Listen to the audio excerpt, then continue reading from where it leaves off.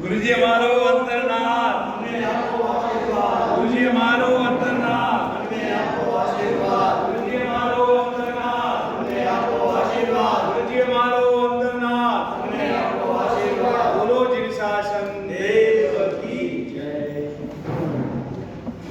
गुरुंगरी चामी गमास को मंदिर को जाने जाए किसी आए मंदिर बना चामी गमास को मंदिर को जाने जाए किसी आए मंदिर बना कावा सदाई सुखदपा शरीर मिलावा सुख संचय जाता निरोग छोड़ी स्वामी सादा चेजी मान पांडव लाभ दे दो चामी गमास को मंदिर को जाने जाए किसी आए क्या करना सती सब यो बेबितर रायो हमें नीचा कामे मिलायो बड़ी प्रकाशो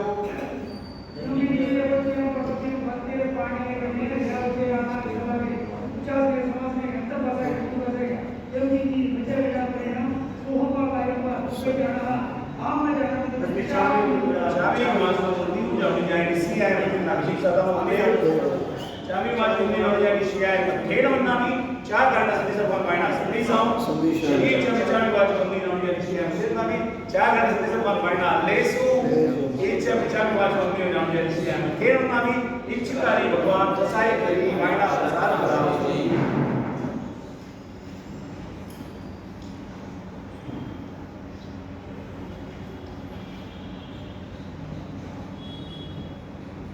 नमो नियंत्रणं नमो शुद्धाणं नमो आयर्याणं नमो वज्रयाणं नमो रोहि सभ्यकामं ऐशो पंच नमुकारो सर्वभावप्रणाशनो मंगलानं च सर्वेसिं पडमं हवै मंगलम् जय जगजीव जोनि वियाणो जगगुरु जगानंदो जगन्नाथो जगबंधु जय जगप्रिया हो भैरवं जय सुयाणं प्रभवो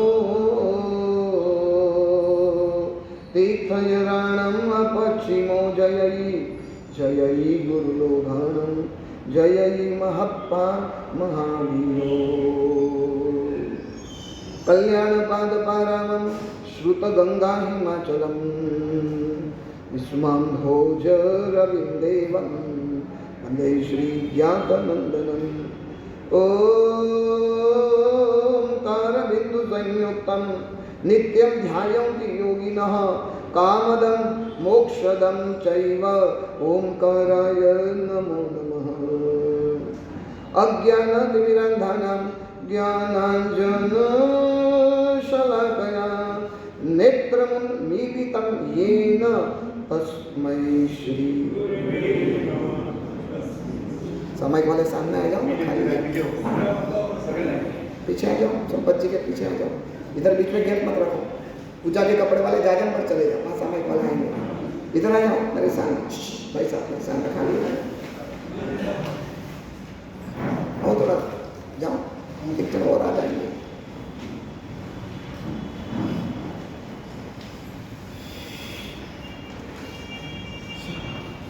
जे देव निर्मित समवसरणे बैसी देता देशना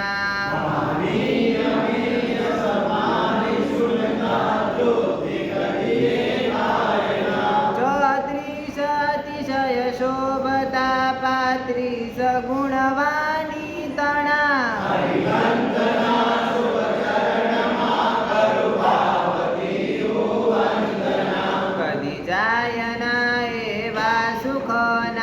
स्वामी सिद्ध जिनेश्वर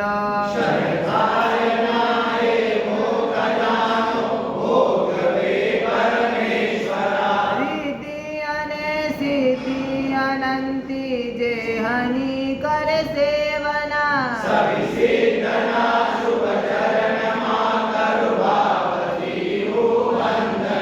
परमेशिना त्रिजा पदे जे स्थान पावन पामता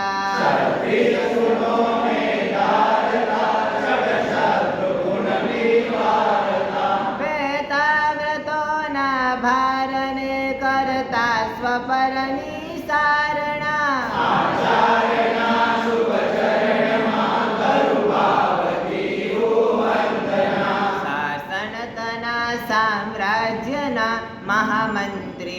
पर विराजता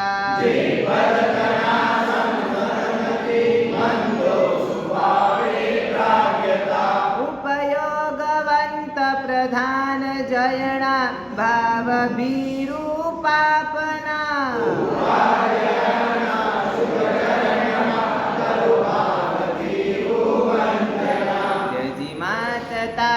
स्वजन संबंधी प्यारा सौ परिवार ने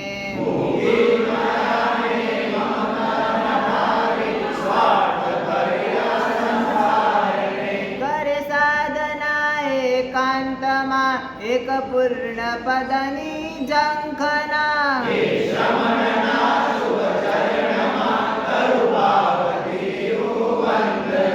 मारा प्रभुए तेज साचું એક છે સત્ય છે નિશંક છે તે પ્રાણ છે આધાર છે શ્રદ્ધા ખડગ જેવી અળગ મુજ અંતરે હો સ્થાપના દર્શન કણા શુભ ચરણમાં કરું ભાવથી વંદના જ્ઞાની ખપાવે ચીકણા કર્મો જે શ્વાસો શ્વાસમાં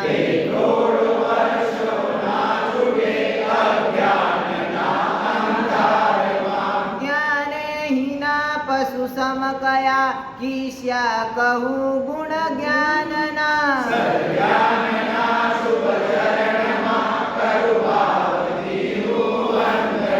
ચારિત્ર મોહ વિનાશથી ભવિજન સુસંયમ પામતા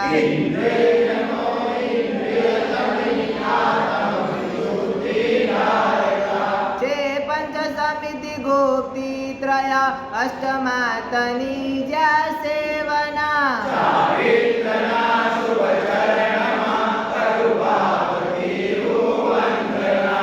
ધાતુ તપાવે તન તણી કુવિચાર ધારા મન તણી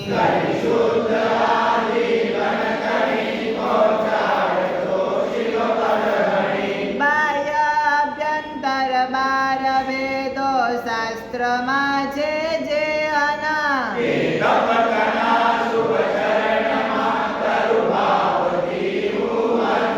વંદના વંદના નવપદને કરું વંદના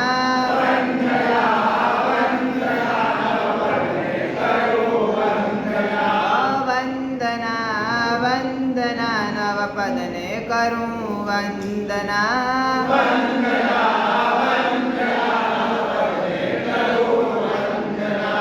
નવપદ મારા પ્રાણ છે નવપદ મારા ત્રાણ છે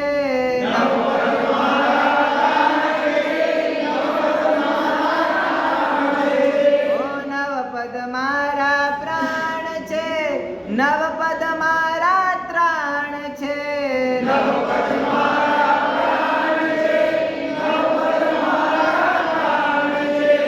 નવપદ જગ આધાર છે ભાવે કરીએ વંદના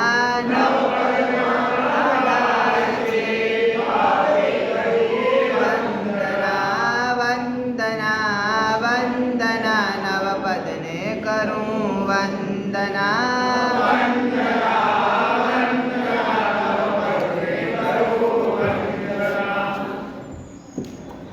पर्यायं नवपयायं जायिता हियय कमलमध्यं श्री सिद्धचक्रमाहपं मुत्तमं किमपि जन्ते श्री श्रीवाल का नाम के ग्रंथ में आचार्य भगवंत रत्न शेखर सुरीश्वर जी महाराज ने श्रीपाल और मैणा के जीवन की कथा का अद्भुत आलेखन किया।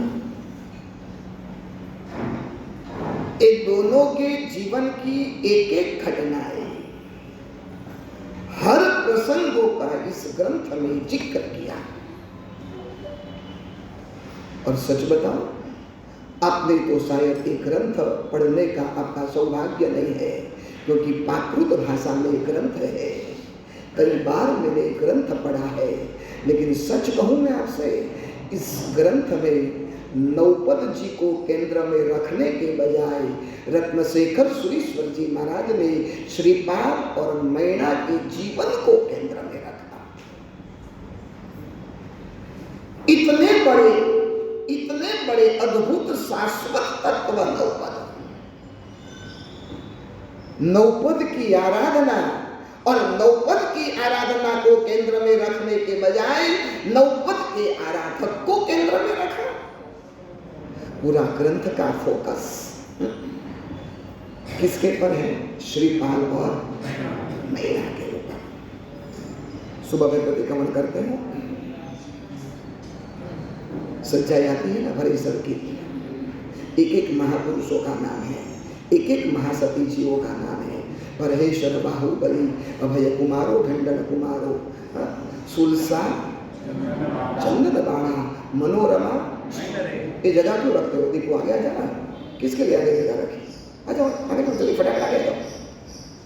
ये आदत बन जाती है तुम्हारे लोगों की, आगे जगह आ जाओ ना भाई साहब। एक एक को बुलाओ, थे आगे आओ, थे आगे आओ, थके आओ, थके आओ। एक एक महापुरुषों का नाम। सच बताइए संपत जी, ये भरेश्वर, बाहुबली, अभय कुमार, इन लोगों ने अपना नाम भरेश्वर सच्चाई में आए, इसलिए जयंती भाई कितना पिया दिया होगा, कतरी बोली दी होगी। मंदिर में प्रतिष्ठा करवाई तो नाम आया ना, अंजन सलाका करवाई तो नाम आया ना। कितना पैसा दिया होगा कि भरेश्वर सूत्र में मेरा नाम रखो, कितना दिया होगा? 2-5 करोड़ तो दिया होगा। श्रीपाल मैना संसारी जीवन जीते हुए भी एक रत्नशेखर सुरीश्वर जी महाराज ने पूरा अद्भुत ग्रंथ का अवलोकन और पूरा उनकी जीवन पर फोकस इसलिए किया।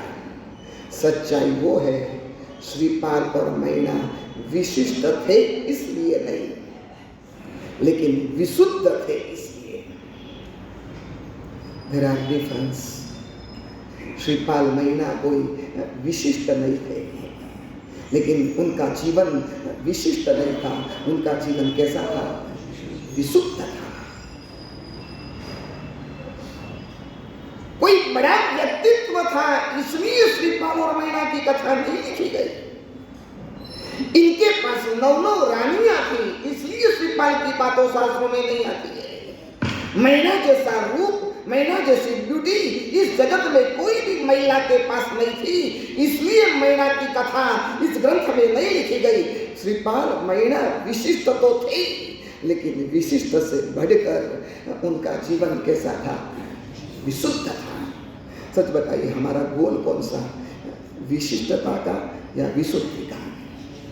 सामायिक करते ना, पूजा करते, प्रवचन सुनते, होली करते, जो भी आराधना साधना हम करते, उसके पीछे हमारा गोल कौन सा? What is the goal our life? विशिष्टता का या विशुद्धि का? विशिष्ट बनना है कि विशुद्ध बनना है? नौपद की होली इस गर्मी के समय में आप करते हो, बार बार सराहना मैं आपको करता हूँ, शुक्रिया धन्यवाद देता हूँ, साधुवाद देता हूँ, लेकिन आप कह दो गुरुदेव इस नौपद की होली हम इसलिए करते हैं, हमें कोई विशिष्ट नहीं बनना है, हमें क्या बनना है? विशुद्ध बनना है। श्रीपाल को लगभग लोगों को नौपद के द्वारा श्रीपाल को 9 देश का साम्राज्य मिला, 9 रूपसी रानियां मिली, रिद्धि समृद्धि मिली। वो परिणाम आपको याद है। नौपद विशिष्टता देता है, लेकिन साथ साथ नौपद विशुद्धि देता है। हमारा गोल कौन सा है? विशिष्टता का या हमारा गोल विशुद्धि का? मैं 2023 का चौमासा मध्य प्रदेश में रतलाम में था। एक श्राविका को पर्यूषण में 28 थी। श्राविका को जानता था, प्रतिवर्ष वो 28 करती थी। मुझे किसी ने बताया, गुरुदेव हर साल पर्यूषण में कितने सालों से वो 28 करती है। चौथा उपवास मेरे पास पचका लेने के लिए आए, मुंह एकदम मायूस था।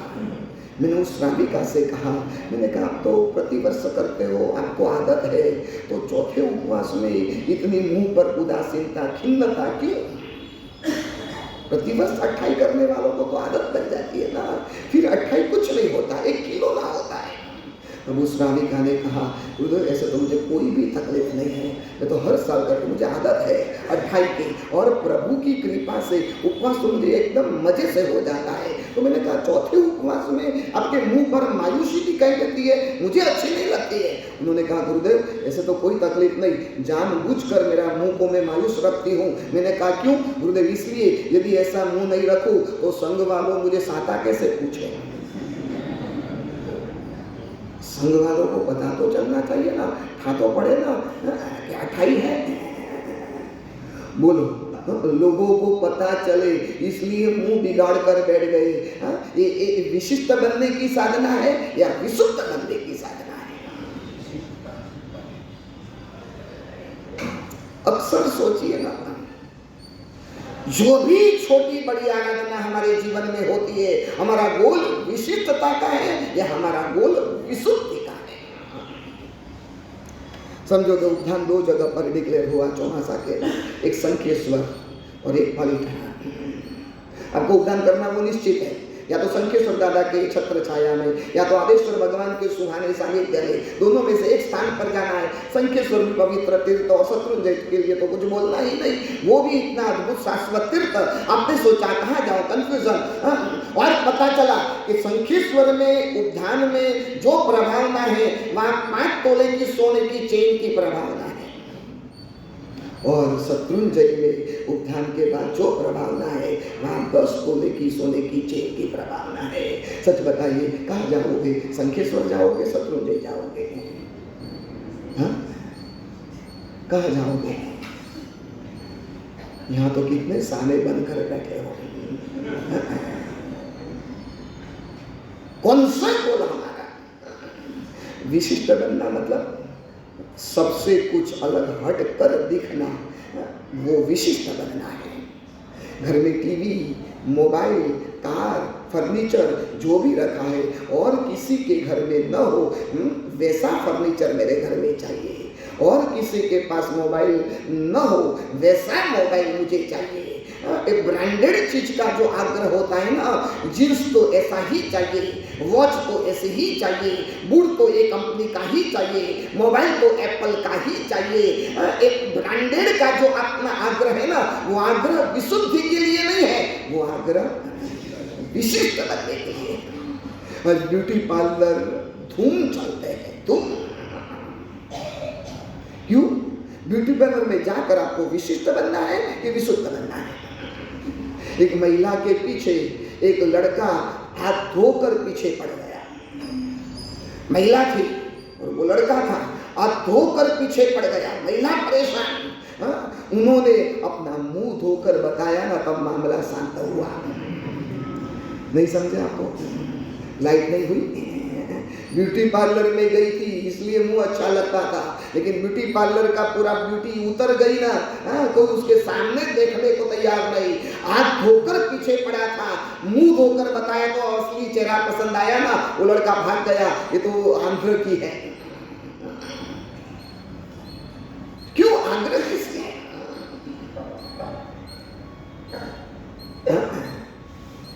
किसका आंध्र था? और पता है, पुण्य हमें विशिष्ट बनाता है और गुण हमें विशुद्ध बनाता है। मैं आपको इतना ही प्रश्न पूछूं, यहाँ तो मुझे पता नहीं, पानी 24 घंटा आता है नल में से? 24 घंटा के कोई समय रहता है? हाँ, 24 घंटा कई जगह ऐसा होता है कि एक समय निश्चित होता है, 8 बजे, 9 बजे, दोपहर में 3 बजे, ऐसा तो यहाँ नहीं ना। और समझो कि ऐसा हो, एक समझ लो, कल्पना कीजिए कि 8 बजे पानी आने का टाइम है, नल में से 8 बजे पानी आने वाला है। आप क्या करेंगे जल्दी भाई? पहले नल स्टार्ट करेंगे कि पहले नीचे बाल्टी रख देंगे? हाँ, पनाला जी समझदारी क्या है? पहले नल स्टार्ट करना है, पहले बाल्टी रखना? हाँ, अब की समझदारी संसार के क्षेत्र में कितनी जबरदस्त है। हर समझदारी, हर नॉलेज, हर अंडरस्टैंडिंग। आपको पता है 8 बजे का नल का टाइम, पहले नल स्टार्ट कर दिया फिर बाल्टी रखा ना, तो क्या होगा? 1-2 मिनट के लिए पानी वेस्टेज चला जाएगा। तो वो समझदारी वो है, नल बाद में चालू करना चाहिए, पहले नीचे बाल्टी रखना चाहिए। मुझे विशिष्टता का विरोध नहीं है, विशिष्टता प्राप्त करो, आपके पास रूप मिले, आपको शरीर का वैभव मिले, आपको संपत्ति ढेर सारी मिल जाए, उसमें हमारा विरोध नहीं है।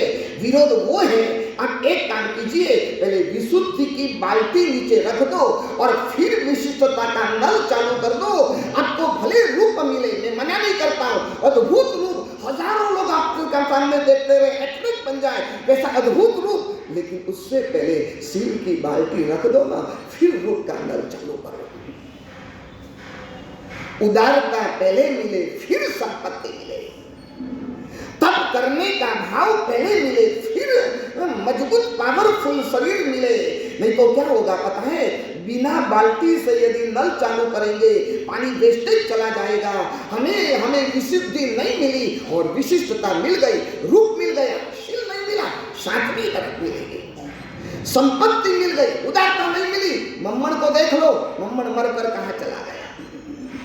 विशिष्टता का विरोध नहीं है, लेकिन विशिष्टता का नल चालू करने से पूर्व पहले विशुद्धि की बाल्टी जमा दो ना। सीता के पास क्या था? रूप था का शील था? रावण के घर में जाकर भी सीता टिक गई। इतना प्रलोभन होने के बावजूद सीता के शील को कुछ भी दाग नहीं लगा, कोई कलंक सीता पर नहीं आया। क्यों? क्योंकि उनके पास रूप तो था, लेकिन रूप से पूर्व उनके पास क्या था? शील था। पुण्य विशिष्ट बनाता है, लेकिन गुण हमें विशुद्ध बनाता है। रूपवती स्त्री मिले, वो पुण्य का उदय, लेकिन रूपवती स्त्री मिलने के बावजूद भी हमारी वासना, विकार वासना खत्म हो जाए, वो गुण का परिणाम है। ढेर सारा पैसा मिल जाए, वो पुण्य का उदय। पैसा मिलने के बावजूद भी उस पैसे में गाढ़ आसक्ति, मूर्छा पैदा नहीं हुए ना, वो गुण का परिणाम है। तंदुरुस्त शरीर मिले, वो पुण्य का उदय है, लेकिन उससे तब से पिघालने का भाव पैदा हुए ना, वो गुण का पत्तीकरण है। अब देख लीजिए ना, श्रीपाल को 9 देश का साम्राज्य मिल गया, लेकिन श्रीपाल आसक्त नहीं बना। मैना जैसी रूपसी रानियां मिल गई ना, तो भी श्रीपाल पागल नहीं बना। श्रीपाल को इतना सब कुछ मिलने के बावजूद, क्योंकि श्रीपाल के पास बाल्टी थी, श्रीपाल के पास नल आया, मना नहीं, लेकिन उससे पहले उन्होंने क्या कर दिया था पता है? बाल्टी बिछा दी थी। आपको बताए, रास यदि पड़ा हो तो श्रीपाल धवल के ऊपर इतना उपकार कर रहा है। नीचे कोई बोलो ना, क्या चल रहा है? कोई पीछे वाले नीचे जाकर बोलो ना, थोड़ा आधा घंटा शांति रखें। ढेर सारा उपकार किया श्रीपाल ने धवल के ऊपर। श्रीपाल चाहता था कि मैं अधिक से अधिक धवल के ऊपर उपकार करूं, और धवल चाहता था अधिक से अधिक मैं श्रीपाल का अपकार करूं। दोनों क्रॉस थे, अपोजिट थे। और एक बार तो धवल ने सोच लिया श्रीपाल को खत्म कर दो, ये बीच वाला कांटा मार डाले। श्रीपाल 7वीं मंजिले पर सोया हुआ था और सीढ़ी से चढ़े तो वहां तो चौकीदार रहे हुए थे, उनका सिक्योरिटी काम था श्रीपाल का, इसलिए तो उसका कुछ काम नहीं हो सकता था। उन्होंने क्या किया पता है? रस्सी बांध ली और रस्सी से रात को 2 बजे ऊपर चढ़ने लगा, कोई देखे नहीं। और श्रीपाल की 7वीं मंजिले हवेली की जो खिड़की थी ना, वो खुली थी, सीधा अंदर चला जाऊंगा, और छरा लेकर चला है। और जैसे ऊपर चढ़ते गया, तीसरा, चौथा, 5वां, और कहीं रस्सी पकड़ने में हाथ में से निकल गई और धड़ाम से धवल नीचे गिरा। श्रीपाल को मारने के लिए जो छरा उसके हाथ में था ना, वो गलती से खुद के पेट में चला गया, खोपड़ी फट गई, पेट फट गया, नौजवान हो गया, और धड़ाम सी आवाज आई ना, श्रीपाल की नींद खुल गई। श्रीपाल ऊपर से सीढ़ियों से उतरते नीचे आया और धवल की डेड बॉडी पड़ी हुई है। श्रीपाल ने सिक्योरिटी गार्ड से पूछा, ये क्या हुआ? आपको मारने के लिए छरा लेकर वो ऊपर चढ़ रहा था रस्सी से, हमें तो पता नहीं था, और चढ़ते रस्सी हाथ में से निकल गई, और आपको जो मारने का छुरा था ना, वो छुरे उसके पेट में चला गया और श्रीपाल बेमौत मर गया। खुद को मारने के लिए आने वाला धवल खुद के पाप से मर गया। सच बताइए, श्रीपाल की मनस्थिति क्या होगी? क्या होगी? क्या होगी?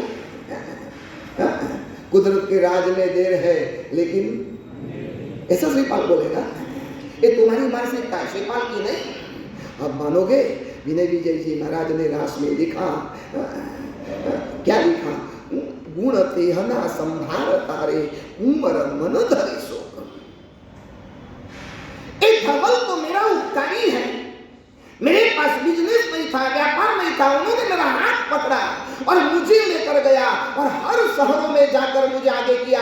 आज मेरे पास लाखों करोड़ों की जो संपत्ति है, इतना बड़ा मेरे पास जो बिजनेस है, इतनी रूपसी रानियां जो मुझे प्राप्त हुई है, वो सारी बदौलत श्रीपाल धवल की वजह से है। ये धवल तो मेरा उपकारी है। गुण तेहना संभार तारे उमर मन धरे सो। प्रतिवर्ष आंबेल की ओली करने वालों से पूछना चाहता हूँ, आपका कट्टर दुश्मन कैंसर से बेमौत मर गया, सच बताइए आपके दिल में क्या होगा? क्या होगा? जिसकी वजह से तुम्हारा धंधा अटका हुआ था और कांटे की कंपटीशन रही हुई थी और उसकी वजह से तुम्हारा धंधा बरोबर नहीं चलता था। थर्ड स्टेज की कैंसर की गांठ हुई, मर गया, उसके बेटे की ताकत नहीं थी इतना बड़ा धंधा संभाल सके और अब आपको उम्मीद लगी अब मेरा धंधा जोरों से चलेगा, इन बीच में से निकल गया और आपका धंधे का कट्टर दुश्मन मर गया। ओली करने वाले मैं आपसे पूछता हूं, आपके मन में क्या होगा? उत्तम से उत्तम चीजों का स्वीकार करना आसान है, उत्तम से उत्तम चीजों का त्याग करना आसान है, लेकिन अधम से अधम व्यक्ति का स्वीकार करना पानी उतर जाता है। अब कहेंगे मुझे आम का त्याग गुरुदेव दे दो, बादाम का शीरा, मिठाई नहीं खाऊंगा। जिंदगी भर के लिए मिठाई का त्याग आसान है, कोई बड़ी बात नहीं है। मिठाई का त्याग करना, उत्तम से उत्तम चीजों का त्याग करना कोई बड़ी बात नहीं है, वो आसान है। लेकिन अधम से अधम व्यक्ति का स्वीकार करना, जो मुझे मारने वाला है, मुझे मारने के लिए छुरा लेकर ऊपर चला था और अपने पाप से खुद मर गया, और उस समय श्रीपाल वो सोचता है मेरा उपकारी गया और श्रीपाल अंतराधार होता है। नौपद की आराधना का फल क्या? क्या फल? अपने कट्टर दुश्मन को भी उदारता से माफी दे देना ना, वो नौपद की आराधना का श्रेष्ठ फल है।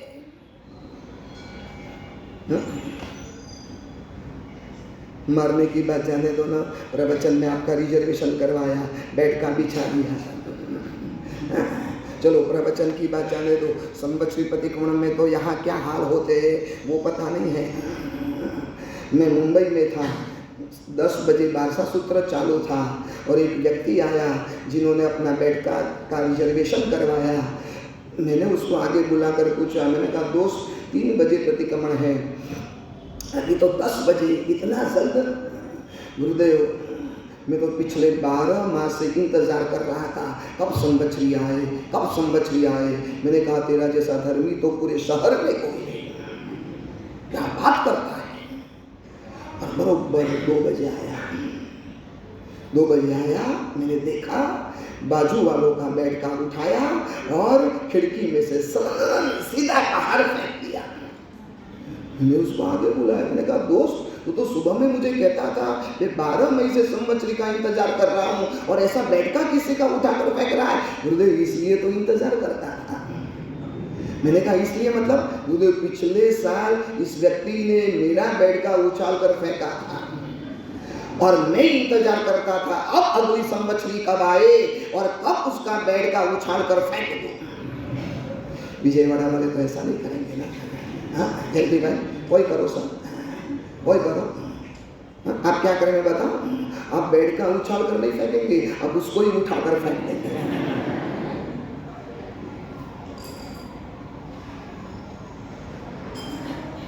हमारा रिजर्वेशन उठाकर फेंक दिया और अपने दुश्मन को माफी देना।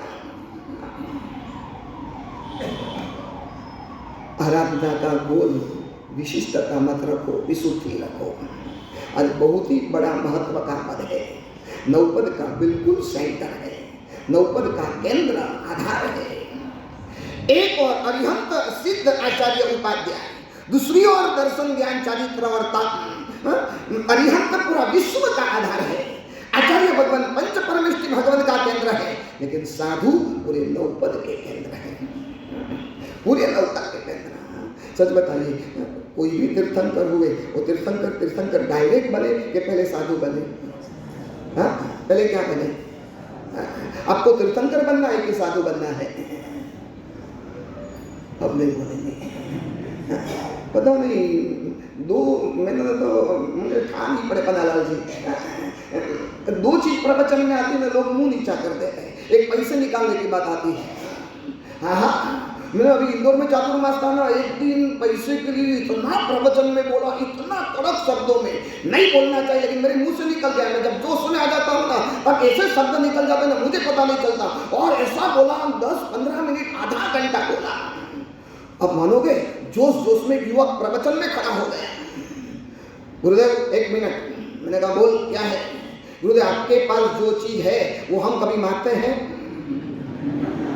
आपके पास जो चीज है वो हम कभी मांगते हैं? मैंने कहा नहीं। तो आपके पास जो चीज है हम नहीं मांगते हैं, तो हमारे पास जो चीज है वो आप क्यों मांगते हो? आपका आपके पास रखो, हमारा देखो यहाँ वालों ने भी बोल दिया, मजा आ जाती है।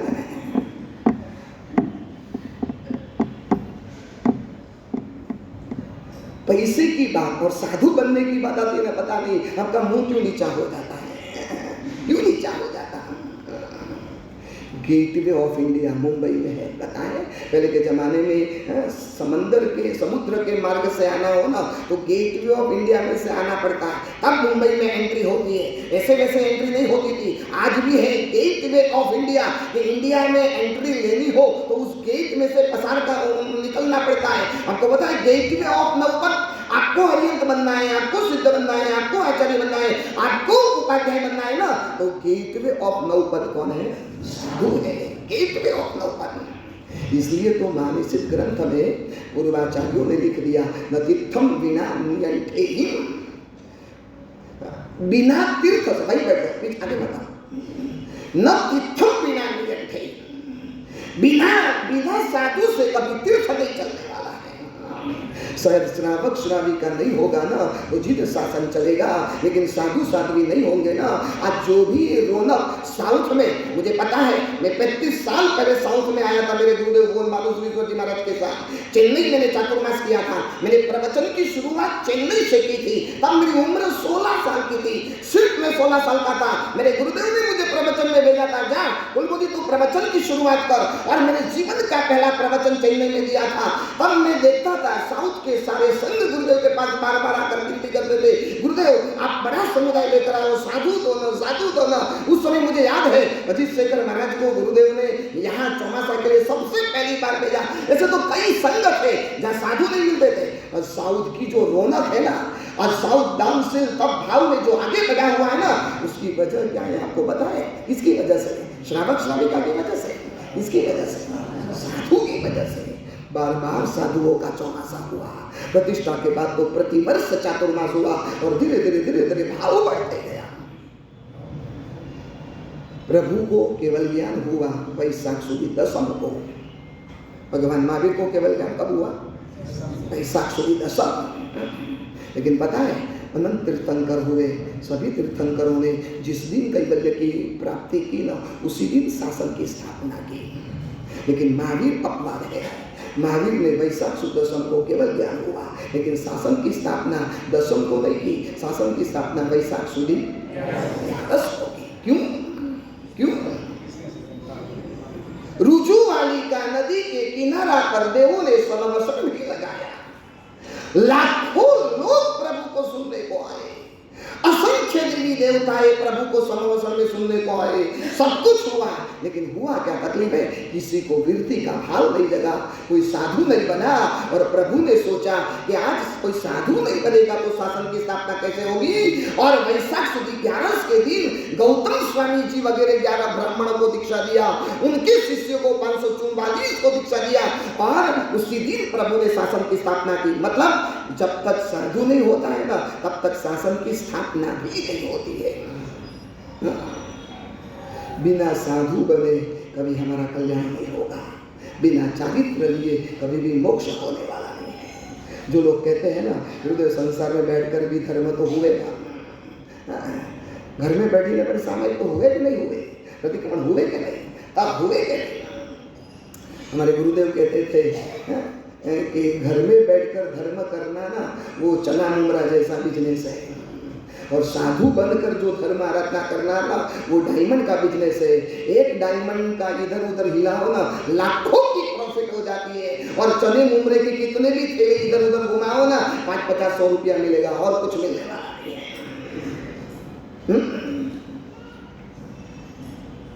न तीर्थों बिना नियत थे। सच बताइए, अब भगवान के पीछे क्यों दौड़ते हो? भगवान भगवान है इसलिए कि हमें भगवान बनाए इसलिए। नहीं समझे क्वेश्चन मेरा? भगवान के पीछे क्यों भागते हो, क्यों दौड़ते हो, लाखों करोड़ों की बोलियां क्यों बोलते हो? भगवान भगवान है इसलिए कि हमें भगवान बनना है इसलिए। हाँ, नहीं समझ में आया? हाँ, क्या आंसर क्या है? नहीं, चलो आपका व्यवहार का प्रश्न पूछो। हाँ, कोई अमीर के पीछे आप दौड़ते हो, भागते हो, उनकी खुशामद करते हो, वो अमीर है इसलिए कि आपको अमीर बनाए इसलिए। हजारों लाखों अमीर है, आप सभी के पास नहीं जाते। आपको लगे कि ये अमीर 5-50 लाख रुपया मुझे देगा, मुझे देगा, उसके पीछे दौड़ते भागते हो। अमीर है इसलिए नहीं दौड़ते हो, लेकिन अमीर मुझे अमीर बनाए इसलिए। आप कह दो भगवान की पूजा मैं इसलिए करता हूँ, भगवान को बड़ा बड़ा फल नैवेद्य इसलिए चढ़ाता हूँ, प्रभु के पीछे लाखों करोड़ रुपया की बोली इसलिए बोलता हूँ। भगवान है इसलिए नहीं, मुझे भगवान बनना है इसलिए। अब दूसरा प्रश्न पूछो, हम साधु है इसलिए हमारे पात्रा भरते हो या आपको साधु बनना है इसलिए? अब गए काम से। किस लिए? वैष्णविकाएं होती है, इतनी जबरदस्त हमारी भक्ति करती है ना, हमारे आंख में से पानी निकल जाता। पाउसी बेरो ना विजयवाड़ा में भी कहीं गुरुदेव इस गर्मी में चेन्नई में जाना है, कुछ न कुछ पानी लेकर जाना गुरुदेव, बरियाली का पानी, गुलाब जल का पानी। गुरुदेव यहाँ की आंध्र की गर्मी बहुत खतरनाक होती है, आपने पहली बार अनुभव किया होगा। हमारी इतनी चिंता करते हैं, हमारी इतनी परवाह करते हैं, कई श्राविकाएं होती है। अब सुपात्र दान करते करते कभी आपने कहा गुरुदेव इसलिए मैं सुपात्र दान करता हूँ, आपका पात्र इसलिए भरता हूँ? अब साधु हो इसलिए नहीं, मुझे साधु जो बोले वो खड़े हो जाओ, मुहूर्त निकालो।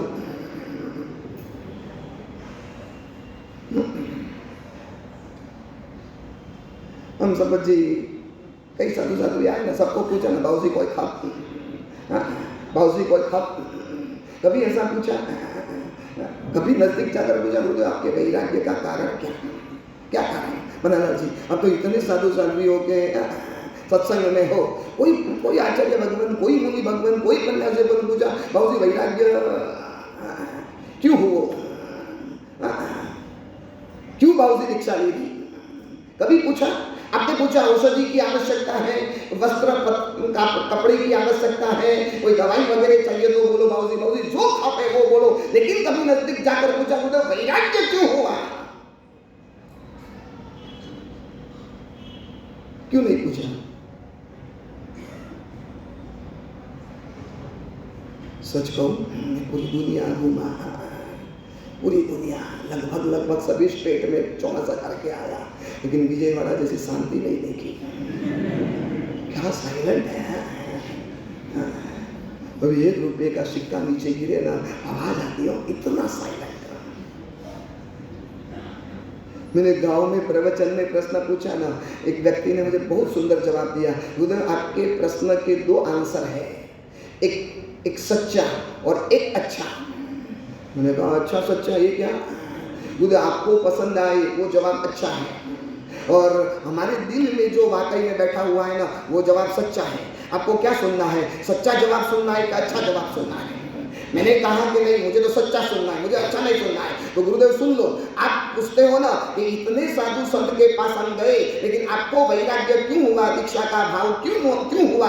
ऐसा प्रश्न हमें आज तक कोई भी साधु संत भगवंतों को पूछा नहीं है। तो उसका सच्चा जवाब वो है जो गाँव जाना नहीं उस गाँव का नाम। आप भी यही बोलते हो ना, बहुत ही जानो ही नहीं है ना वो मार्ग पर। मानो ही नहीं है। हमने तय किया है, अस्पताल में हम पैदा हुए, दुकान और घर में पूरी जिंदगी गुजारेंगे और फिर वापस अस्पताल में हम, बस यही जिंदगी ना। आजकल देखो ना, बिना सिजेरियन कोई पैदा नहीं होगा, बिना सिजेरियन कोई पैदा नहीं होगा। डॉक्टर कहेगा नहीं, जोखिम है, सिजेरियन ही कराना पड़ेगा, नॉर्मल डिलीवरी नहीं होगी। लगभग डॉक्टरों को कमाई का साधन बन गया, इसलिए नॉर्मल डिलीवरी करते ही नहीं। बिना सिजेरियन कोई पैदा नहीं होता और बिना वेंटिलेटर कोई मरता नहीं है।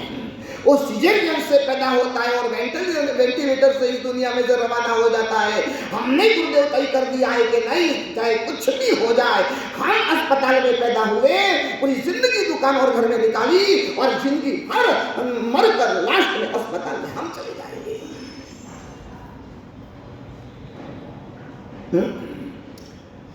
10वीं का रिजल्ट आया हो और बच्चे का 95% आया, तो भी बच्चे का मुंह मायूस था। बाप ने पूछा, आपने पूछा कि बेटा 95% और ऐसा चेहरा? नहीं पापा, कंफ्यूजन होता है, रिजल्ट तो अच्छा है लेकिन अब कौन सी लाइन लूँ? अब सीए बनूँ, डॉक्टर बनूँ, इंजीनियर बनूँ, व्यापारी बनूँ? मुझे कंफ्यूजन होता है, कौन सी लाइन? पापा आपको एक्सपीरियंस है पूरी जिंदगी का, आप मुझे बताओ कि कौन सी लाइन लेना, जो लाइन लेने के बाद कभी अफसोस न हो वैसी लाइन मुझे बता। हाँ, सच बताइए जल्दी भाई, कभी बताया आपने? बेटा कोई भी लाइन लेगा ना अफसोस होगा। सीए बनेगा तो ऐसा होगा कि डॉक्टर बना हुआ तो अच्छा था, डॉक्टर बनेगा तो ऐसा होगा इंजीनियर बना हुआ तो अच्छा था, इंजीनियर बनेगा तो ऐसा होगा नहीं व्यापारी बना हुआ तो अच्छा था।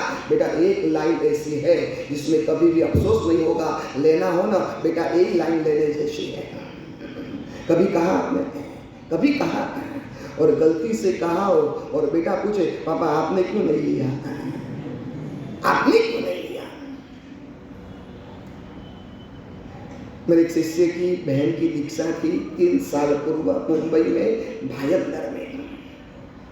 हमारे समुदाय के गुरु उस दीक्षा में शामिल था। उसमें एक छोटे साधु थे जिनका नाम था हेमयश विजय जी। बचपन से मैंने उनको देखा था, मुझे पता नहीं था ये दीक्षा लेगा। हमारे समुदाय में जो सूर्य श्रीश्वर जी महाराज है उनके वो शिष्य बने, दीक्षा लिया। उन्होंने कहा आपको दीक्षा का भाव कैसे? मैंने बचपन से तुझे देखा है और तू दीक्षा ले ली, इतना शरारती, इतना मस्ती करता था और तू साफ साफ मना करता था कि मुझे दीक्षा नहीं लेनी है, तू कहां से दीक्षा? और उन्होंने जो अपनी बात बताई ना, मैं जो आपसे कहना चाहता हूँ कि वैराग्य क्यों हुआ, दीक्षा का भाव कैसे हुआ, एक बार गुरु भगवान के पास जाकर पूछो ना, मेरे रोंगटे खड़े हो गए, मेरे आंख में से आंसू निकलने लगे। उन्होंने कहा साहब आपको तो पता है ना, ये मेरी माँ को बहुत इच्छा थी, मेरा नाम चैत्य था और मेरी बहुत इच्छा थी, 5 साल की उम्र से गुरु भगवान के पास रखा, 4 पट्टन 3 भाष्य 6 कर्मगन पढ़ाया और मेरी माँ, मुझे क्रिकेट का इतना शौक कि मेरी माँ खुद बॉलिंग करे, मैं बैटिंग करता, लेकिन मेरी माँ की कंडीशन थी गाथा का एक पद तुझे याद करने का, हो भव्य वचनम मुझे याद कराती और वो मुझे आ जाता ना, फिर मेरी माँ बॉलिंग करती, फिर दूसरा पद, फिर तीसरा पद और एक पद कंप्लीट हो गया और तीसरी बार बॉलिंग, चौथी बार बॉलिंग और मेरी माँ ने मुझे 4 पत्रम 3 भाष्य 6 कर्मगन 5 प्रतिकोण पर सिखाया और फिर तो मैं स्कूल में आगे बढ़ने लगा, 10th में गया, कॉलेज में गया और मुंबई की कॉलेज, मुंबई में hi fi area Gowalia camp जो बांकेश्वर के बिल्कुल करीब है और उस कॉलेज में पढ़ा। मेरे सारे दीक्षा के भाव खत्म हो गए। मेरी माँ ने मेरे भाई, मेरी बहन और मुझे इतना कहा बेटा गुरुदेव के सत्संग में रखा, भाव नहीं हुआ। फिर माँ का नाम था हेमाबेन। मेरी मातुश्री ने तय किया अब हमारे मोहनीय कर्म तोड़ने के लिए तप के अलावा कोई विकल्प नहीं है, तो मेरी माँ ने हमारे मोहनीय कर्म को तोड़ने के लिए 1008 अम्बिल सलंग चालू किए। 1000 में 8 अम्बिल, 500-600 अम्बिल हो गए। मेरी माँ ने बहुत समझाया बेटा मार्ग तो यही है, बिना चारित्र से कल्याण नहीं होगा, आत्मा का उद्धार नहीं होगा, अनंत काल से हमारी आत्मा संसार में भटक रही है, पाप कर रही है, यही करेंगे। मनुष्य भाव इसलिए मिला है मेरी माँ ने वहां तक कहा था कि फर्स्ट क्लास की टिकट लेने के बाद यदि थर्ड क्लास में कोई व्यक्ति बैठ जाए ना ट्रेन में तो मूर्ख गिना जाता है, समझदार नहीं गिना जाता है। वैसे ही ठीक फर्स्ट क्लास का जीवन मनुष्य जीवन मिल गया, अब यहाँ आकर थर्ड क्लास का जीवन जीना है। और एक बार मेरी माँ ने कहा चलो अपन तीनों गिरनार की यात्रा करने को चले गए। गिरनार की यात्रा करने को गए, 600 आंबेल और छाती में पेन होने लगा। गिरनार के अस्पताल में एडमिट किया। छोटी उम्र, कोई बड़ी उम्र तो नहीं थी, लेकिन स्थिति गंभीर लगी। वहाँ विराजमान आचार्य भगवान हेमवल्लभ सुरेश्वर जी महाराज को बुलाया गया, नवकार मंत्र सुनाया, वासक्षक डाला, चत्तारी शरणम पवज्जामि पुण्य प्रकाश का स्तवन। माँ ने कहा बेटा अब भी मान जाना, तेरी माँ की इच्छा है, अंतिम इच्छा है, मुझे तुझे साधु के वस्त्र में देखना है। बस इतना बोला, माँ ने आंख कायम के लिए बंद कर दी, एकाएक चली गई। मेरे पिताजी तो गुरुदेव हक्के पक्के रह गए। मुंबई से डायरेक्ट प्लेन में आए, माँ का अंतिम अग्नि संस्कार किया, हम सभी चले गए मुंबई। और 2-4 दिन मन में हलचल चली, एक माँ की इच्छा पूरी करने के लिए जिंदगी का बलिदान दे दूंगा। मैंने मेरे पिताजी से कहा मेरे गुरु भगवान के पास मुझे 15 दिन छोड़ो, फिर मैं डिसीजन लेता हूँ। उनके गुरुदेव कच्छ में विराजमान थे, सीधा वो कच्छ में गया, 15 दिन रुका और वहां से निर्णय घोषित कर दिया पिताजी मैं चारित्र के मार्ग पर यदि आपकी परमिशन हो। तब पिताजी ने कहा तू मेरी फिक्र मत कर पापा, बहन तो चली जाएगी अपने ससुराल, मम्मी तो चली गई स्वर्ग में और आप मैं दीक्षा लूंगा तो आप अकेले रह जाओगे। बेटा मेरी चिंता मत कर, मेरे साथ मेरा पुण्य और मेरे पाप है, तू वो फिक्र मत कर। तेरी माँ की अंतिम इच्छा यदि कंप्लीट करनी हो ना बेटा वो मार। और माँ के मृत्यु के बाद 15 दिन में उस चैत्य की दीक्षा हुई, नाम रखा गया मुनिराश्री हेमयश्री जी। और उन्होंने जो बात बताई ना मैं अचंभित रह गया। उन्होंने कहा गुरुदेव मेरी माँ की इच्छा थी 1008 आंबेल, 600 आंबेल तो किए, 400 आंबेल बाकी था। दीक्षा लिया उसी दिन से मैंने लगातार आंबेल चालू किए और 400 आंबेल करने के बाद मैंने धारणा किया। बिना चारित्र से आप नहीं ले सकते हो, लेकिन आपकी संतान यदि इस मार्ग पर जाने को तैयार है ना, कभी रुकावट मत करना, कभी अंतराय मत करना। मछली को पता है कि बिना पानी से मछली कैसे जी सकती है, वो तड़प तड़प तड़प कर मर जाती है। जिसको चारित्र की भावना है, अपने आत्म कल्याण की उम्मीद है, वो व्यक्ति बिना चारित्र से वो कैसे रह पाता है ना, और उसका दिल जानता है, उसका मन जानता है। मैं तो साधु पद के दिन आपसे कहता हूँ आप चारित्र के मार्ग पर आओ ना तो अच्छी बात है, नहीं आ सको ना तो कम से कम अपने संतान को इस मार्ग पर अंतराय को कंप्लीट मत करना। हाँ? बोलो ना एक बार तो बोलो, वीरती धर्मो वेश मने, हाँ वीरती धर्मो वेश मने प्यारो प्यारो लागे रे, हाँ? संसारी नो वेश मने हो कितना वैराग्य आ गया। हाँ? साधुता की परिभाषा क्या है? क्या परिभाषा? साधु किसे कहा जाता है? हाँ? किसे कहा जाता है? मेरी समझ में साधु की 5 प्रकार की परिभाषा है। नंबर 1, पहले नंबर में विराग में जो जीता है ना वो साधु। विराग, विराग मतलब समझे? विराग मतलब वैराग्य। विराग में जो जीता है वो साधु। साधु को श्रृंगार की खुशबू वर्ज्य है। आपने कभी देखा कोई साधु इत्र लगाकर आता है? इत्र की खुशबू शरीर में से निकलती है। मैं प्रवचन में आता हूँ, मेरे शरीर में से पसीना पसीना बहता है और 9 दिन आंबेल की होली में काप नहीं निकालता हूँ और इतनी बदबू आती है। चलो मुझे ऐसा लगता है कि नहीं, परसों बड़ा कार्यक्रम था, भगवान वीर वंदना थी और इतने लोगों के बीच मुझे बैठना था, मेरे कपड़े को इत्र लगा कर जाऊँ। नहीं, साधु को श्रृंगार की खुशबू वर्ज्य है, लेकिन उनके पास जो खुशबू है ना कौन सी है पता है? वैराग्य की खुशबू उनके पास पल पल रही हुई है। हमने संसार छोड़ा ना वैराग्य की वजह से छोड़ा। आप संसार में बैठे हो ना इसलिए आपको वैराग्य नहीं आया। इसलिए यदि वैराग्य पैदा हो गया ना 1 मिनट संसार छोड़ने में देर नहीं लगती है। आपके घर में हमने संसार छोड़ा या छूट गया? हाँ, संसार छोड़ा या छूट गया? छोड़ा नहीं, छोड़ने में प्रयास होता है और छूटने में प्रयास नहीं होता। समझो कि मैं आपको उदाहरण समझाऊं कि आपके घर में दादाजी के वक्त से दादाजी के वक्त से एक बड़ा डायमंड हीरा पड़ा हो, लाखों रुपया की कीमत का। दादाजी ने कहा था जब जरूर पड़े तब उसको बेच देना, और आपने एक बार बेचने के लिए चाहा और आप लेकर निकले और बड़ा जौहरी शहर का और उसके पास गए, उसको दिखाया, अरे मेरे दादाजी के दादाजी वक्त का 7वीं पीढ़ी का एक हीरा है, डायमंड है, ये कितने रुपए की कीमत का है? उसने बरोबर देखा, चाचा, हंसते हंसते कहा, उस जौहरी जो आपका रिश्तेदार था उसके पर आपको भरोसा था, विश्वास था। उन्होंने कहा सच कहो, ये हीरा नहीं है, ये तो कांच का टुकड़ा है। हाँ? सच बताइए, फिर छोड़ना पड़ेगा कि छूट जाएगा? हाँ, जल्द बोलिए ना, छोड़ना पड़ेगा कि छूट जाएगा? जो हीरा को हीरा मानकर बैठा था, पता चला हीरा नहीं है, कांच का टुकड़ा है, अब उस हीरे को छोड़ना नहीं पड़ता है, अपने आप छूट जाता है। वैराग्य पैदा होता है ना, संसार छोड़ना नहीं पड़ता है, संसार ऑटोमेटिक छूट जाता है। हमने छोड़ा नहीं है, हमारे गुरुदेव ने हमारे दिल में वैराग्य की एक चिंगारी लगा दी और वैराग्य से हमें पता चल गया ना, एक झटके में हमें छोड़ दिया। और मैं तो कहता हूँ 18वीं सदी में दीक्षा लेना आसान था, 21वीं सदी में दीक्षा लेना बहुत बढ़िया भारी कठिन है। 21वीं सदी में कोई 18 साल का युवक या 20 साल की कोई कन्या संयम जीवन के मार्ग पर जाए ना, उसके पैर पड़ना, लाखों बार उसको नमस्कार करना, आपने कितना बड़ा त्याग किया।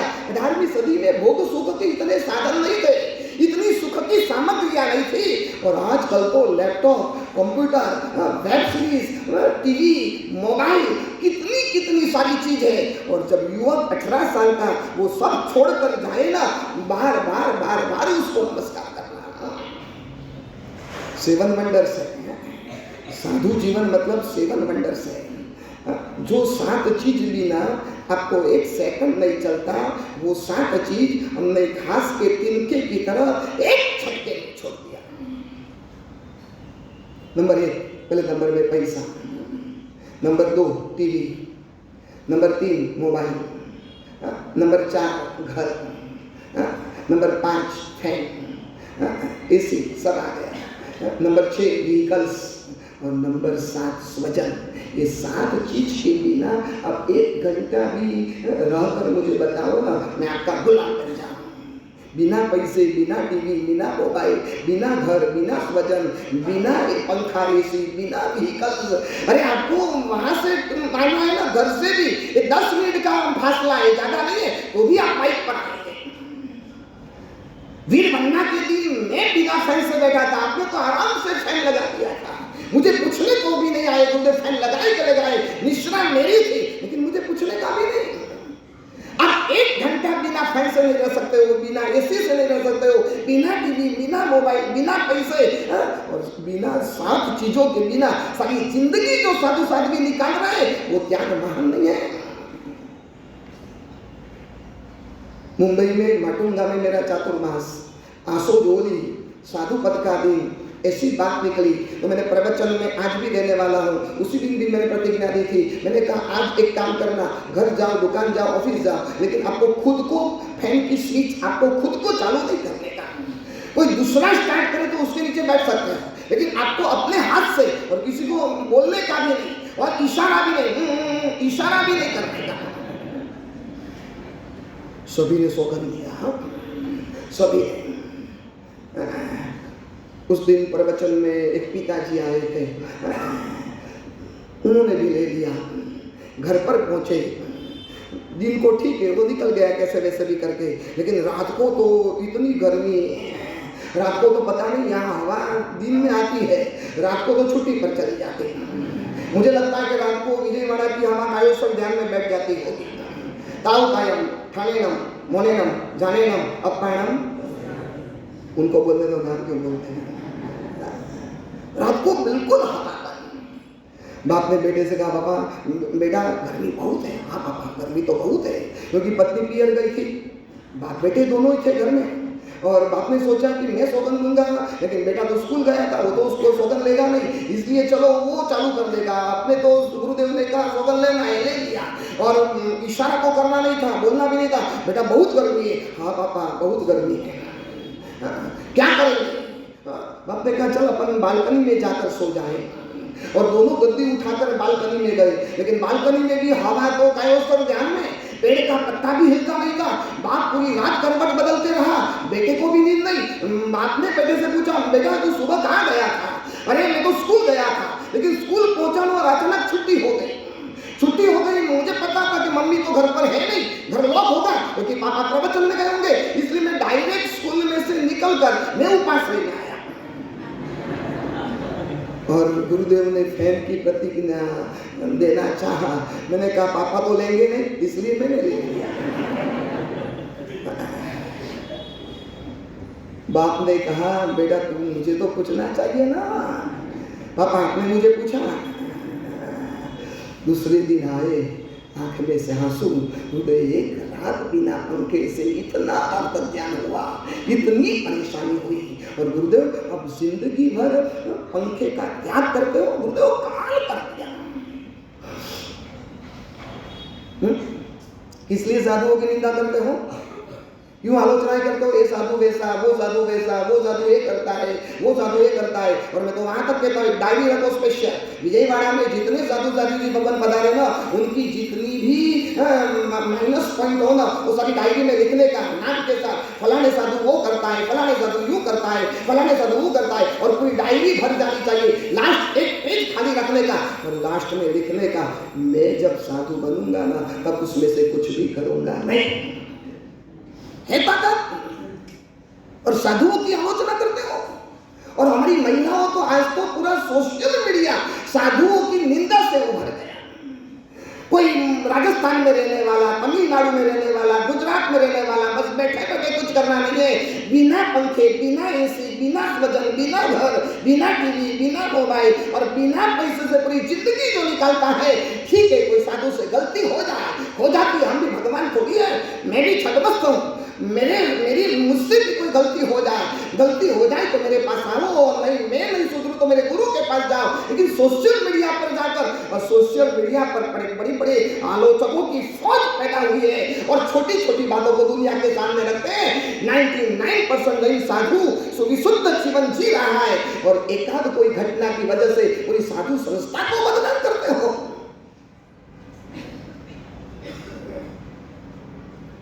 एक घंटा बिना पंखे से जीने को राजी नहीं। और ये बाबूजी यूं करे, ये बाबूजी यूं करे। विराग में जीता है वो साधु, नंबर 1। नंबर 2, विवेक में जीता है वो साधु। दूसरे नंबर की परिभाषा डेफिनेशन देता हूं। पहले नंबर में किस में जीते? विराग में। दूसरे नंबर में विवेक में। हम दीक्षा लेते हैं ना, सबसे पहले नूतन शिष्य को गुरु 10 वैकालिक सूत्र सिखाते हैं, और 10 वैकालिक सूत्र स्वयंभू सुरेश्वर जी महाराज की रचना।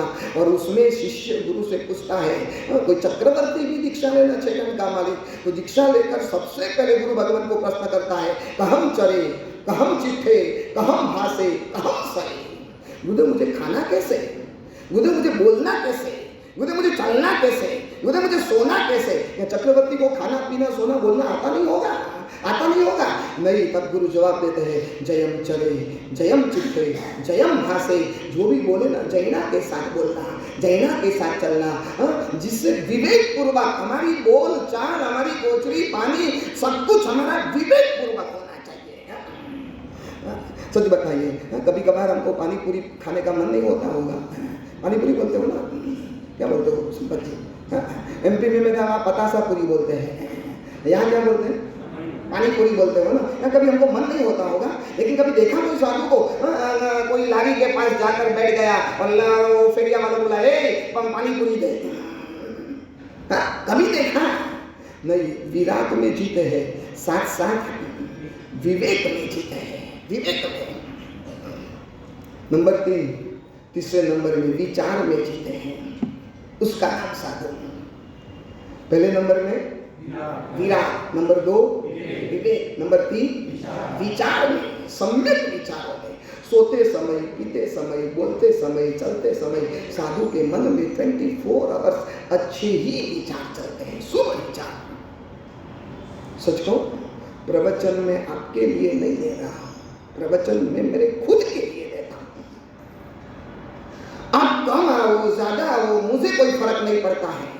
मैं इसलिए प्रवचन देता हूं कि कम से कम 1-1.5 घंटा तो मेरे मन में सतत, क्योंकि अभी मैं आपके सामने बैठकर बोलता हूं, नॉन स्टॉप बोलता हूं, इधर उधर के कोई भी विचार मेरे मन में नहीं आते। 1-1.5 घंटा तो मेरे मन में शुभ विचार पैदा होते हैं, और यदि इसी समय मेरा आयुष्य का बंद हो गया ना, 100% मेरी सदगति होगी, 100%। मैं प्रवचन आपके लिए नहीं देता हूं, मैं मेरे खुद के लिए देता हूं। कम से कम प्रवचन का होमवर्क करना हो, तैयारी करना हो, 1-1.5 घंटा वो, 1-1.5 घंटा प्रवचन। गोचरी वहां पर सुबह अवकाश ही करता हूं ना, चाय पीते समय भी कितनी भी चाय अच्छी आई हो ना, मुझे राग नहीं होगा, क्योंकि मुझे पता है कि मुझे प्रवचन में कौन सा पदार्थ लेना है, मेरे मन में वो चलते रहता है। खाते पीते बोलते समय, और कभी कभार रात को कभी ऐसा होता है, कल मेरा बड़ा प्रवचन हो लेकिन आज मुझे समय नहीं मिला, उसकी तैयारी कैसे करूं, और रात को नींद में मेरे मन में प्रवचन चलते रहते, और सुबह में ऑटोमेटिक पूर्ण हो जाती क्या रात को प्रवचन, कहां से विचार रात को नींद में आ गए और सुबह में मैंने बोल दिया, तो 24 घंटा मेरा विचार सम्यक चालू रहता है। हमको पता है गरीब अमीर बनता है तो सबसे पहले उसकी सामग्री बदलती है। हा? क्या बदलेगी? सामग्री। हा? कपड़ा बदलेगा, फर्नीचर बदलेगा, फिर घर बदलेगा, 1 टाउन में से कहाँ जाएगा? इतने बेशरम हो, बोलो इतना समझाया थोड़े दिन पहले, कम से कम संभव 10-10 को न छोड़ो ना, पैसा बढ़ा, आपकी सारी साइज बढ़ जाती है, कपड़े की साइज बदल जाती, मोबाइल की साइज बदल जाती। पहले मोबाइल छोटा होता है, लेकिन जब पैसा बढ़ता है ना, अब तो डबल मोबाइल आने लगा ना, ऐसे बंद होता है और फिर खुलता है। टैबलेट देख लो, कौन सा मोबाइल बोलते हो उसको? हाँ, ओल्ड फोल्ड। ये सब आपको पता है, हमें कहाँ पता है। फोल्ड मोबाइल सब साइज, और हमारे महिलाओं की पेट की साइज भी बढ़ जाती है। पैसा बढ़ता है ना, सब कुछ बढ़ जाता है। गरीब में से अमीर होता है तो सबसे पहले सामग्री बदलती, ठीक वैसे ही पापी में से जो व्यक्ति धर्मी बनता है ना, तो सबसे पहले उनके विचार बदल जाते हैं, पूरी थिंकिंग उसके बदल जाती है। पापी धर्मी बना, उसकी पहली निशानी वो है उनके विचार को बदलना। विराग में जीता है वो साधु, विवेक में जीता है वो साधु, विचार में जीता है वो साधु, तीसरे नंबर में विश्वास में जीता है, चौथे नंबर में वो साधु। किसका विश्वास? किसका? अपने गुरु के वचन को पर भरोसा रखकर पूरा संसार छोड़ा, पूरा संसार।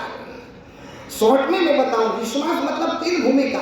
अब मेरी समझ शक्ति, मेरी इच्छा शक्ति और मेरी कोई भी विचार शक्ति, मेरी इच्छा शक्ति, मेरी निर्णय शक्ति और मेरी समझ शक्ति में गुरु के चरणों में रख दूं, बस मैं गुरु के नाम पर निकला है विश्वास। और नंबर 5 लास्ट, विनोद में जीता है वो साधु। विनोद मतलब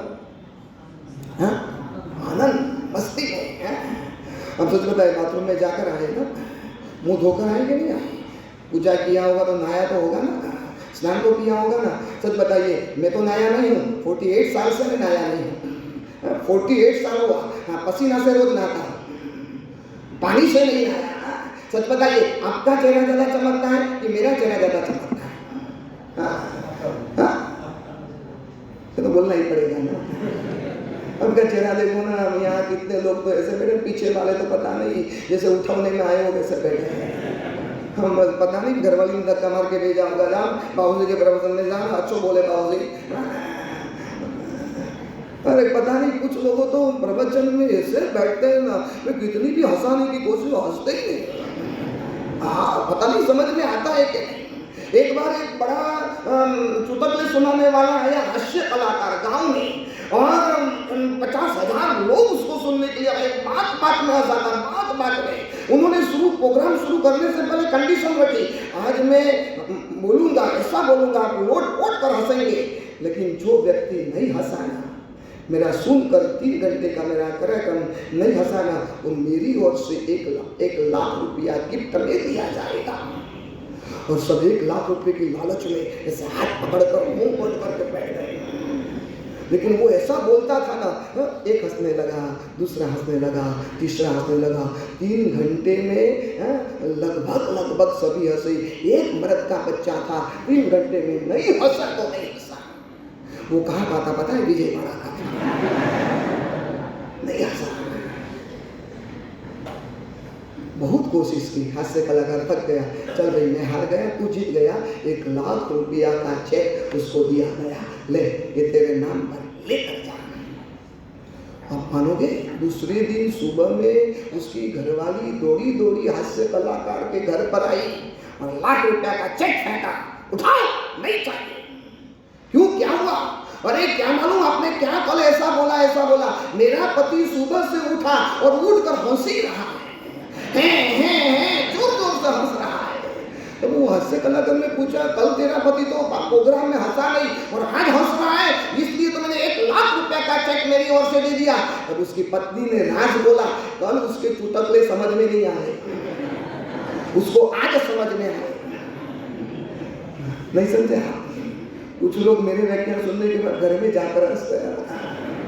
यहाँ लाइट नहीं होती है, वहां जाकर लाइट होती है। प्रसन्न है। मेरे 48 साल के दीक्षा जीवन में कोई अनुकूल प्रतिकूलता हुई नहीं आई होगी।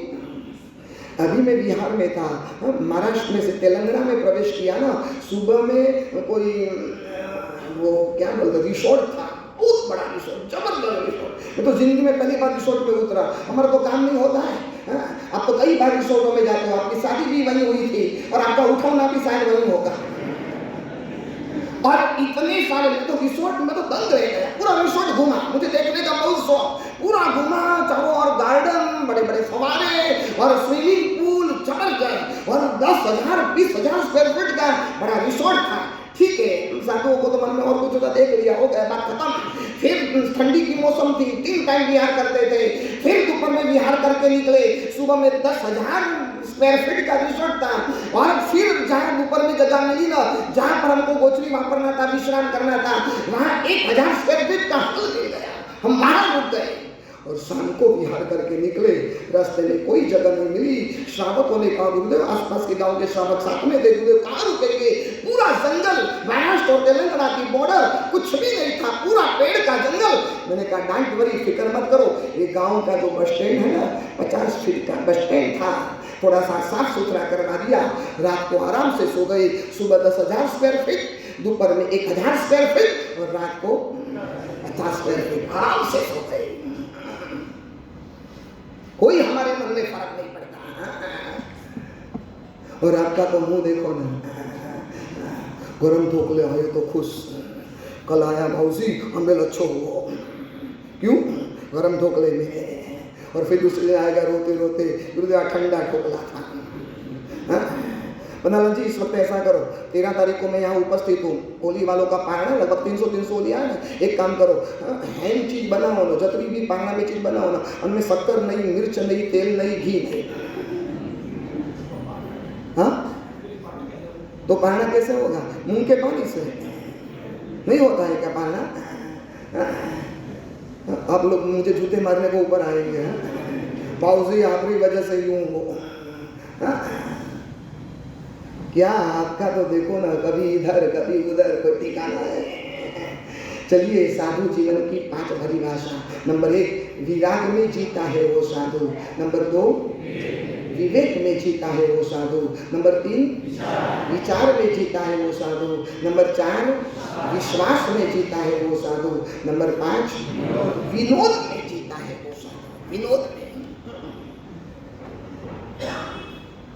मैं तो कहता हूँ, कम से कम इतना तो करो, सर्ववृत्ति लेने का मन में भाव भले न हो, लेकिन मनोरथ तो पैदा करो, तो आपके कम से कम मोहनीय कर्म तो टूटेंगे इस भाव में, नहीं तो आने वाले जन्म में। महाराजा कुमार पाल ने प्रभु से प्रार्थना की, तब शासनस्य भिक्षुत्वं देहि मे परमेश्वर। प्रभु तेरे साधु जीवन का भिक्षुपन मुझे प्राप्त हो जाए। कुमारपाल को इस जन्म में नहीं मिला, आने वाले जन्म में मिलेंगे। और कुमारपाल को तीर्थंकर का गणधर, पद्मनाभ तीर्थंकर का वो पहला गणधर बनेगा। इस भव में हमारी मनोकामना पूर्ण में, आने वाले भव में। चलो आज इतनी प्रतिज्ञा दूं, हाथ जोड़ो, पहले हाथ जोड़ो, फिर खुलासा करता हूं। हाथ जोड़ो। अब तो मेरे पर भरोसा है कि नहीं? आज कहा ना, विश्वास में जीता है वो साधु। मुझे 10 दिन लगभग हो गया, 10-12 दिन। अब तो मेरे पर थोड़ा तो विश्वास भरोसा हुआ कि नहीं? नहीं, यदि में भरोसा नहीं है ना? हाथ जोड़ो। चलो पची फिर बताता हूँ कौन सी प्रतिज्ञा। कितने डरते हो? हाँ, मेरे पर भरोसा हो तो ऊपर हाथ कीजिए।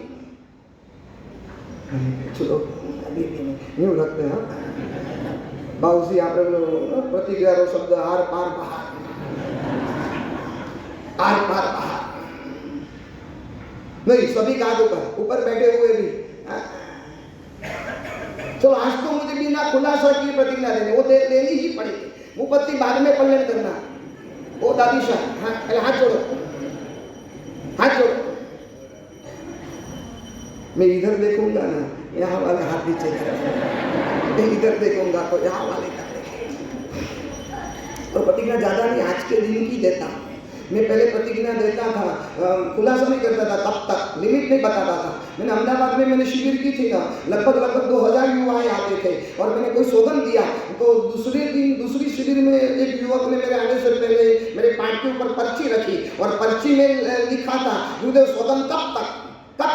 तो मैंने उस दिन खुलासा कर दिया, मैं जब तक यहाँ से चौमासा का विहार नहीं करूँ तब तक। तीसरी शिविर आई ना, उस युवक ने पर्ची में पूछा था गुरुदेव विहार कब है।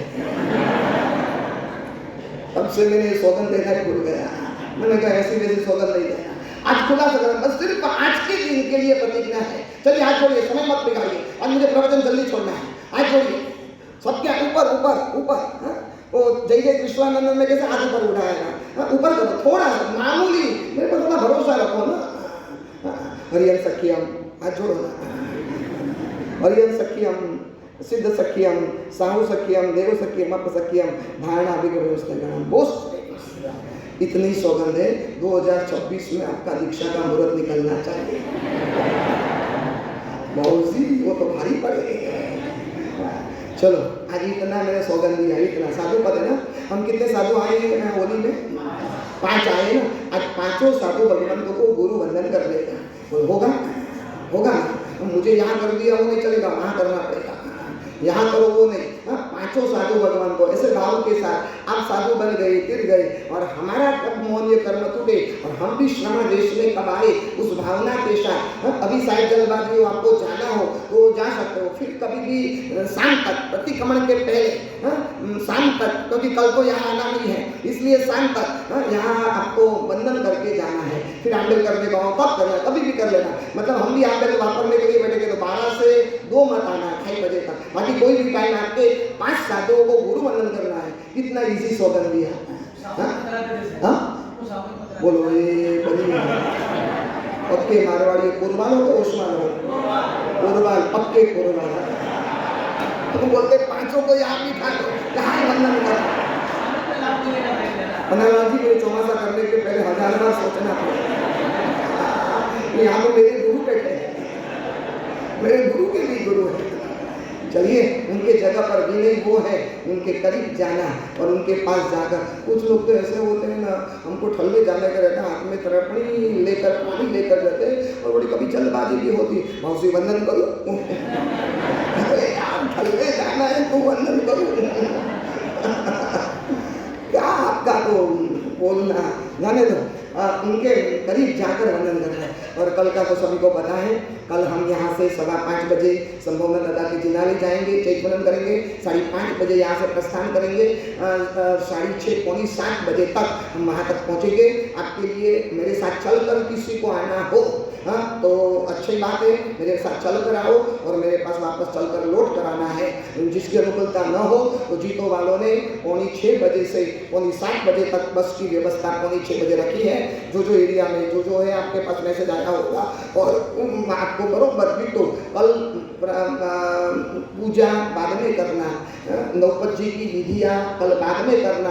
कल जब सामूहिक रूप में इतना बड़ा जब कार्यक्रम हो, जिन शासन की प्रभावना का कारण है, जब कल सारा विश्व देखेगा ये इतने लाखों, और सच कहूं हमारे पास जैनों के पास नोट है वो सारी दुनिया को पता है, लेकिन हमारे पास वोट है ना वो किसी को पता नहीं है। तो कल एक मौका है कि जगह जगह दुनिया भर के हिंदुस्तान के हर गांव हर शहर में, मुझे नेल्लूर वाले भी आए थे, मुझे 2 साधु बेचो, नेल्लूर नहीं गुंटूर वाले 2 साधु बेचो, हमारे भाभी जी तो का कार्यक्रम है नहीं मिले, लेकिन आज मैं बोलता हूँ हमारा वोट बैंक कितनी है, कम से कम दुनिया को बताना है, और सारी दुनिया देखती रहे कि इतने सारे लाखों की संख्या में जैन है, क्योंकि हमारी सबकी सरनेम अलग अलग होती है, इसलिए जैन सरनेम हम लिखवाते नहीं है, तो सच्ची संख्या हमें मालूम नहीं होती है। तो कल कोई भी घर में बैठे रहेंगे ना, तो मैं कहता हूँ जिन शासन का धोखा, सबसे बड़ा धोखा आपने किया कि ना चाहेगा।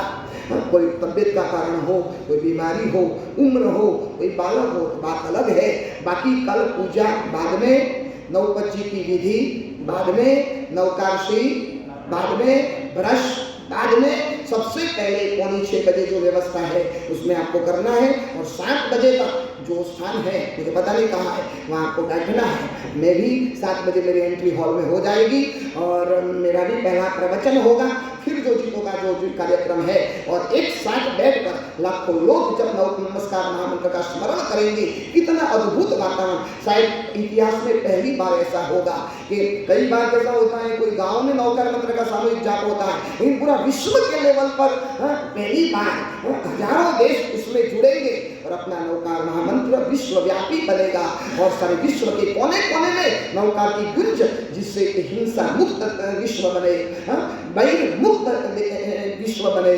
आपस से लड़ाई से मुक्त ये देश बने, विश्व बने। ऐसे शुभ भावना के साथ कल नमस्कार महामंत्र का सामूहिक जाप करना है। पहले मेरा प्रवचन होगा, जाप किस लिए करना है, क्यों करना है, जाप करने का तरीका कौन सा होता है, और नमस्कार महामंत्र की महिमा क्या है, तो कल प्रवचन वही होगा। कल वहाँ से लगभग 9:30 बजे प्रोग्राम संपन्न होगा, फिर नवकाशी होगी, फिर यहाँ 10 बजे प्रवचन रखना है। नहीं बाबू जी अकरो काफी है, चलो ठीक है, कल नहीं और परसों को भगवान महावीर का वरघोड़ा है, राजेंद्र भगवती से वरघोड़ा निकलेगा, और कल मैं कहूँगा कि भगवान महावीर का चैत्र शुद्ध दिवस, कोई भी जैन बच्चा घर में नहीं बैठा रहे, प्रभु के वरघोड़े में सभी को जुड़ना है, देखना तो अजैनों को है। और मुझे एक बात करनी थी, मैं परसों के प्रवचन में करूँगा, कम से कम यहाँ के तेलुगु वालों को, आंध्र वालों को, तेलंगाना वालों को, कोई 10 लोगों को हमारे जैन धर्म की पहचान देना है। हम रास्ते में से बिहार करते करते आए ना, लोग यूं देखते हो जैसे अफ्रीका के जंगल में से हम आए हो, वैसे ऐसे कांपते ही रहते, देखते ही रहते, ऐसे ऊपर से नीचे। कुछ लोग नीचे उतरते, हमें पूछते भी, वो बोलते तेलंगाना में, तेलुगु भाषा में बोलते थे, हमको बोला नहीं तेलंगाना गोत्तिला, तेलंगाना हमको नहीं आता है, वापस पूछते इतना तो आया, बस इतना ही आता है और कुछ नहीं आता है। तो मैंने तो सोचा कि मुझे पहले पता नहीं था, ये तो एक पैम्पलेट लेकर निकलने वाला था, पूरी देव गुरु धर्म की पहचान, जैन धर्म कौन है, जैन धर्म के भगवान महावीर कौन है, जैन धर्म के पहले तीर्थंकर आदिनाथ कौन है, और जैन साधु क्या होते हैं, उसकी पहचान।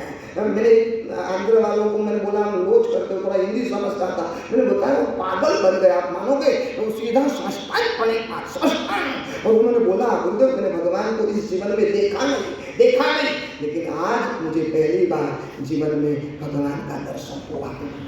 आपको जन्म से जैन साधु मिले ना, इसलिए वैल्यू नहीं है, जन्म से आपने हमको देखा है, जन्म से आपने सुना है लोच करते हैं, बिहार करते हैं, फैन एसी का यूज नहीं करते हैं, पैसे को, इसलिए आपको पता नहीं है। बाकी दुनिया में देखो अचंभित रह जाते हैं, इससे जैन साधु इसी जिंदगी कैसे जी सकते, पैदल चलना, नंगे पाँव, पैसे का उपयोग नहीं करना और लोच करना, बिहार करना।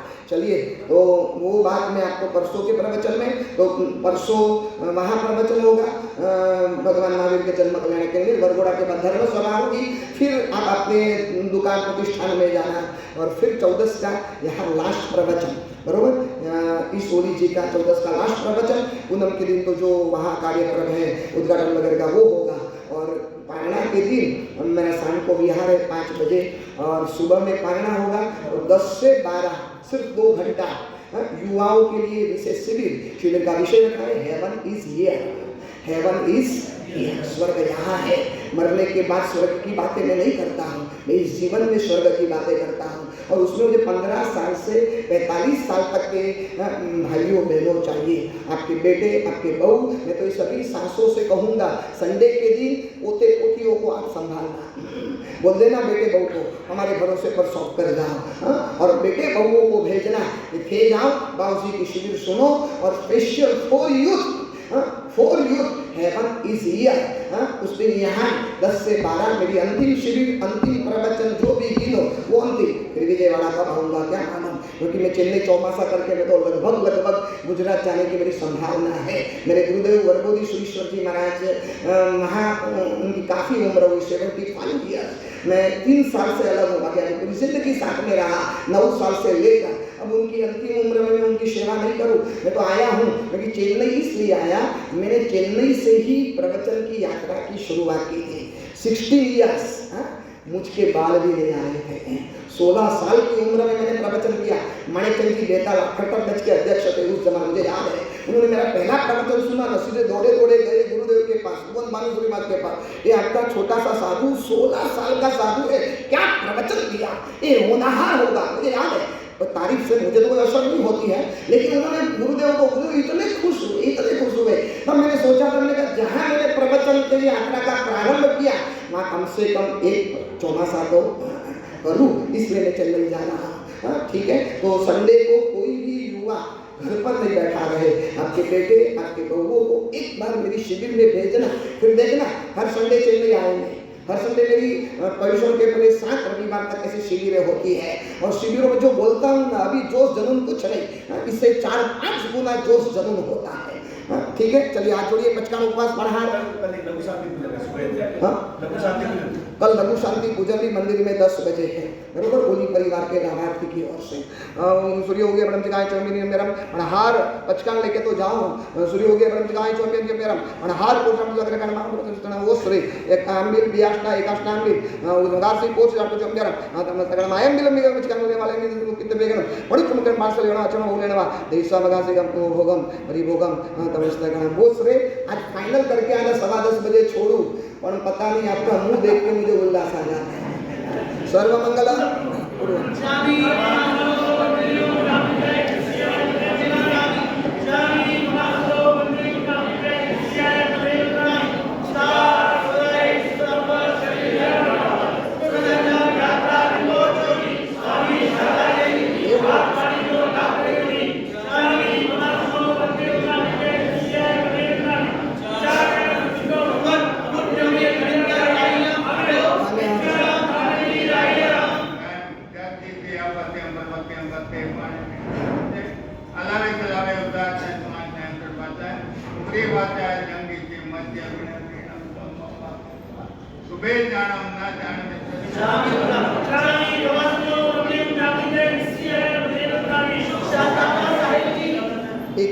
लोगों का रजिस्ट्रेशन कल के लिए हो चुका है, जीतो वालों ने मुझे बताया। कम से कम 3000 का तो होना चाहिए। 6000 की जैनों की आबादी, उसमें से 2000 छोड़ो बूढ़े बच्चे, लेकिन 3000 को वो आलस छोड़कर अपना रजिस्ट्रेशन कराना। सर्वमंगल मांगल्यम सर्वकल्याण कारणम प्रधानम सर्वधर्माणाम